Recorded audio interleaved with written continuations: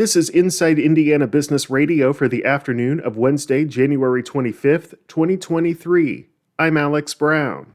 A group of local chambers of commerce in Grant County has merged into one organization seeking to serve as a catalyst for business development countywide.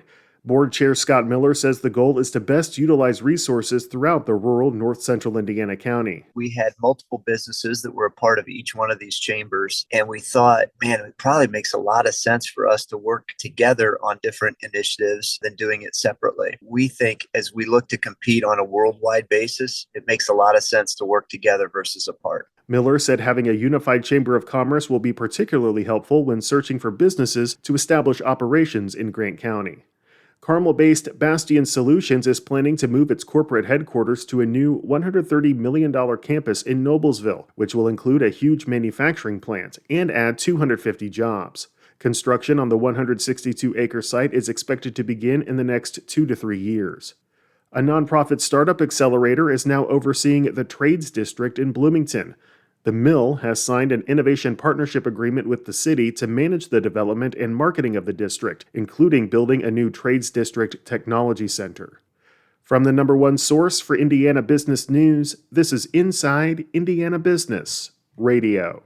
Has your company grown at a rapid pace over the last 2 years? Nominations are now being accepted for Fast 25, IBJ's exclusive list of fastest growing companies in central Indiana. Honorees will be spotlighted in a special publication in the IBJ and celebrated at an event on May 9th. Check out the changes to this year's criteria to see if your company qualifies. Learn more and submit your nomination by March 1st at ibj.com/nominations. In today's business environment, every company is a tech company. Interested in learning more about emerging technology trends that can make an impact on your strategy in 2023? Join us February 15th for IBJ's Technology Power Breakfast to hear from top tech entrepreneurs, investors, and up-and-comers. Our panelists will dive into key issues and trends that will inspire fresh ideas. RSVP or reserve a corporate table for 10 by February 9th at ibj.com/events.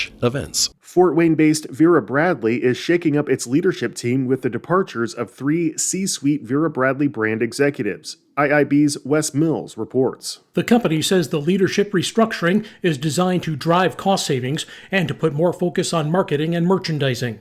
As part of the reorganization, the company has eliminated the positions of Vera Bradley brand president Darren Hull, chief creative officer Beatrice McCabe, and chief revenue officer Mary Beth Tripus.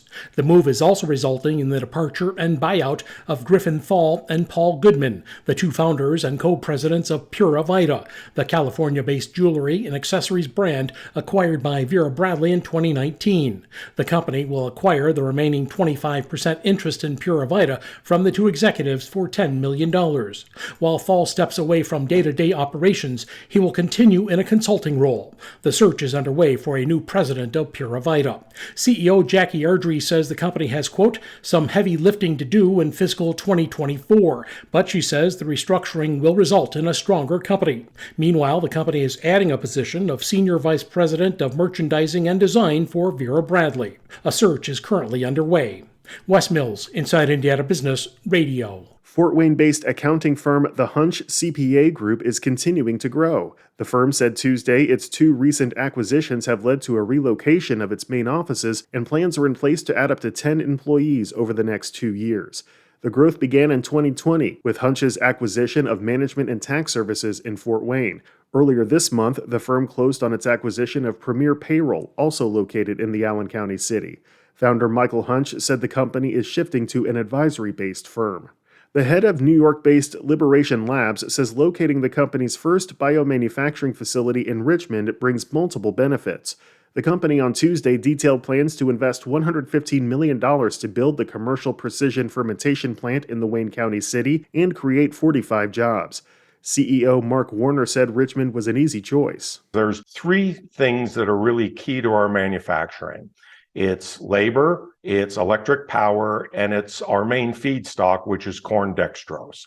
So being in the upper part of the Corn Belt, there's 3 corn wet mills fairly close. Power's readily available. A good chunk of it is renewable solar power, which was definitely an incentive.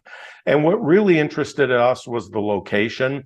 A lot of the alternate locations were very rural. A lot of these facilities go in the very rural parts of the Midwest, which can be hard to get the right mix of both talented production staff and also the highly technical staff. The facility will produce alternative proteins, which are used in food products such as almond milk and plant-based meat, as well as agricultural products such as biopesticides.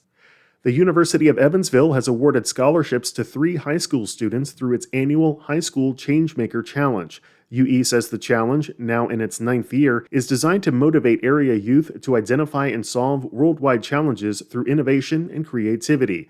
First prize went to Tyler Myers from the Evansville Day School for Heroes Among Us, an interactive app that will equip schools with a curriculum allowing them to educate kids about sensory needs. Myers will receive full tuition to the University of Evansville should he choose to attend. Sports media personality Dan Dakich returns for this week's Business and Beyond podcast with Gary Dick, presented by PNC, a weekly conversation with high-profile Hoosiers in business, sports, and entertainment, and beyond. Available now from your favorite podcast provider. I'm Alex Brown for Inside Indiana Business Radio on Demand.